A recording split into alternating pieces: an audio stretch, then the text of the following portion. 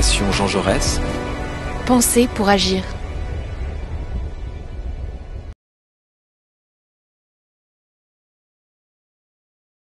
Le théâtre de Léon Blum, parce que ce livre s'intéresse à une période de la vie de Léon Blum qui est assez méconnue.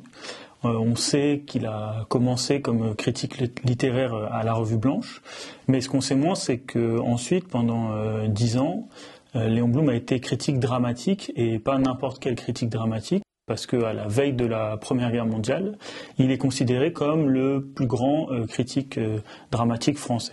Et il est à ce moment-là critique au Matin, qui est un quotidien qui tire à plus d'1 million d'exemplaires quotidiens, et véritablement ces textes ont le pouvoir de faire ou défaire des réputations, de faire ou défaire en partie le succès d'une pièce. Donc ce que j'ai essayé de présenter dans ce livre, c'est cette période, ces 10-15 ans de la vie de Léon Blum, critique dramatique, de retracer à la fois ses amitiés, la manière dont il est totalement intégré dans le milieu culturel de la Belle Époque, ses fréquentations d'Edmond Rostand, de Jules Renard, de Tristan Bernard, des Guitry père et fils, son rôle parfois de promotion d'un certain nombre d'œuvres qui sont à l'époque de celles de jeunes auteurs comme Marie-Lé Néru, comme Paul Claudel, etc. Et puis aussi de raconter les inimitiés qu'il suscite, les critiques auxquelles il fait face et comment il s'en défend.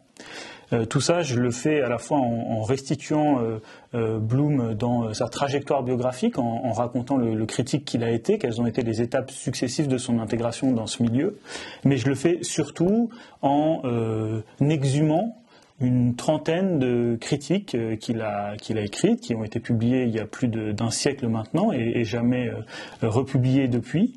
Des critiques des œuvres comme Chantecler d'Edmond Rostand, comme Cyrano, et puis des critiques aussi de textes immortels, notamment des textes de Shakespeare ou de Ibsen, dont Blum était considéré déjà comme le plus grand spécialiste.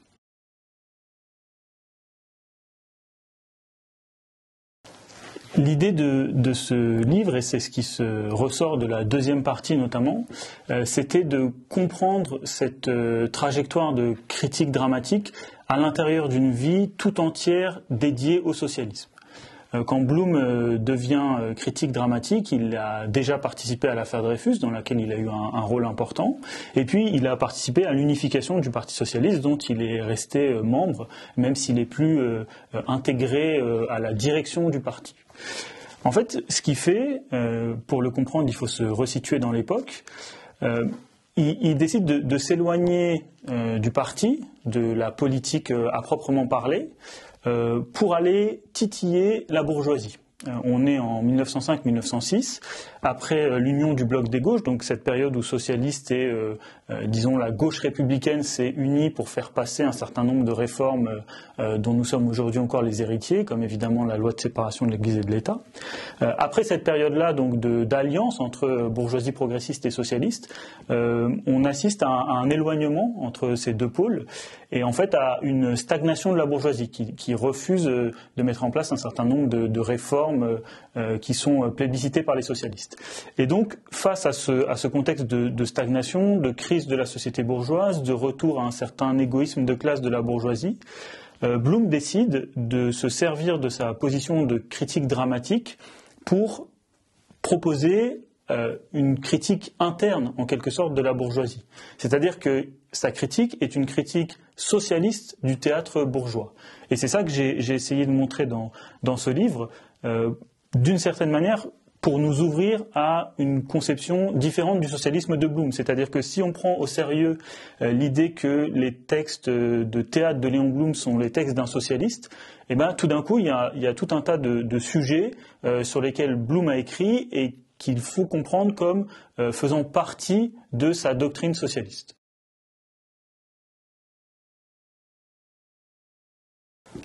Alors, ces sujets qui travaillent la bourgeoisie et qu'elle s'expose à elle-même à travers son théâtre, ils sont de différentes natures. Il y a ceux sur lesquels le combat des socialistes est déjà identifié, et puis ceux sur lesquels Léon Blum fait vraiment figure de penseur d'avant-garde. Les thèmes qui sont communs au Parti socialiste de l'époque et qu'on retrouve dans les critiques de théâtre de Léon Blum, ils sont de quatre natures. Il y a la poussée de l'antisémitisme face à laquelle le Parti socialiste se mobilise et que Blum aussi critique en s'attaquant à un certain nombre de pièces de théâtre de l'époque qui mettent les clichés antisémites au cœur de leur action dramaturgique. Donc ça, c'est le premier thème. Le second thème sur lequel on a du coup des textes de Blum, c'est le retour à la religion d'une certaine partie de la bourgeoisie. Il y a un grand mouvement de retour au catholicisme que représentent des auteurs, par exemple, comme Paul Bourget, auquel Blum va s'attaquer. Et évidemment, là, on pense au débat de l'époque autour de la loi de 1905. Le troisième thème que Blum attaque, c'est l'hypocrisie bourgeoise à travers la pratique de la charité. Donc la charité que les socialistes opposent à la justice sociale. Blum s'y confronte à cette charité bourgeoise hypocrite en revenant sur un certain nombre de pièces de théâtre qui ont cette pratique de la charité au cœur de leurs propos. Et puis enfin, évidemment, le dernier thème que Blum va traiter à travers ses critiques, c'est le thème de la révolution. Donc il y a une panique bourgeoise, une peur bourgeoise de la révolution prolétarienne à ce moment-là, qu'on trouve encore une fois dans des œuvres comme celle de Paul Bourget. Et à travers sa critique de ces pièces, en montrant notamment comment certains personnages qui représentent la bourgeoisie se donnent toujours le beau rôle, Blum va mettre en accusation cette tendance égoïste de la bourgeoisie qui refuse d'accompagner le socialisme dans la prochaine étape de l'histoire de l'humanité qui, selon lui, doit s'écrire et qui sera celle de la société socialiste. Donc, ça c'est les thèmes qui sont communs à la fois au Parti socialiste, que le Parti socialiste défend politiquement, et que Blum accompagne en portant la critique à la bourgeoisie à travers ses textes de théâtre. Et puis il y a un autre thème qui est très important à l'époque, qui travaille vraiment la société bourgeoise et auquel Léon Blum va s'intéresser, alors même que ce thème est plutôt négligé par le Parti socialiste. C'est le thème de la crise de la famille bourgeoise. C'est les relations à l'intérieur de la famille. Comment est-ce qu'on élève un enfant dans une société bourgeoise? Comment est-ce qu'on fait en sorte de lui assurer sa liberté, de lui permettre son émancipation? Et ce qui va particulièrement intéresser Léon Blum dans ce contexte, c'est notamment la question de l'émancipation des femmes et comment lutter contre cette forme nouvelle de la domination masculine qui est née après la Révolution, donc au moment où les hommes se sont émancipés de la tutelle, de l'Église, de la famille, etc. Mais cette émancipation des hommes, restant celle des hommes uniquement, a permis une nouvelle oppression des femmes, une oppression supplémentaire qui s'ajoute à l'oppression de la famille, etc.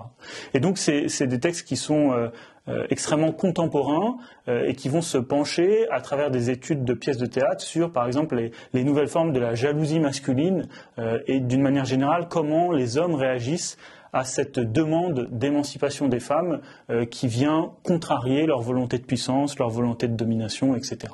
Et là, je pense que c'est le thème de ce livre où les effets d'écho avec notre présent sont les plus forts.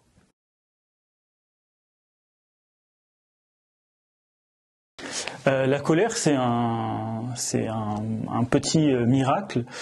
C'est une pièce de théâtre qui est écrite par Léon Blum au tout début du XXe siècle, dont on connaissait l'existence parce qu'elle est mentionnée dans un certain nombre de sources secondaires, dans le journal d'André Gide, dans le journal de Jules Renard. Ces deux auteurs en parlent et disent l'avoir lu ou en avoir lu en tout cas une partie. Mais les historiens spécialistes de Léon Blum, ses biographes, avaient émis l'hypothèse vraisemblable que cette pièce ait été inachevée et brûlée ou disparue. Et ce qui s'est passé, c'est qu'il y a quelques mois, en fouillant dans des cartons d'archives, j'ai eu la surprise de redécouvrir cette pièce, ou en tout cas les deux premiers actes de cette pièce, qui s'appelle La colère, et qui ne portent pas du tout sur la colère. Le sujet de cette pièce, en réalité, c'est le sujet des relations à l'intérieur de la famille et de la question extrêmement contemporaine de la manière dont l'amour intrafamilial peut entraver la liberté des individus. Ce que met sur la table cette pièce et qui s'inscrit en réalité dans les réflexions que Léon Blum a avant son écriture, dans les nouvelles conversations de Goethe avec Eckermann et après, dans Du mariage. Donc cette pièce, c'est le chaînon manquant d'une réflexion au long cours sur les âges de la vie bourgeoise, sur la relation dans la famille bourgeoise, etc. Ce qu'elle met en avant, cette pièce, c'est la manière dont l'amour intrafamilial peut constituer parfois une emprise, une atteinte à la propre liberté, et notamment à la liberté des femmes et des jeunes filles, et des bonnes manières de s'émanciper de cet amour qui est absolument nécessaire, mais dont il faut savoir aussi sortir pour se réaliser soi-même. Donc c'est un texte très impressionnant par son caractère avant-gardiste, et très impressionnant surtout par les échos qu'il a pour des problématiques qui nous concernent encore aujourd'hui.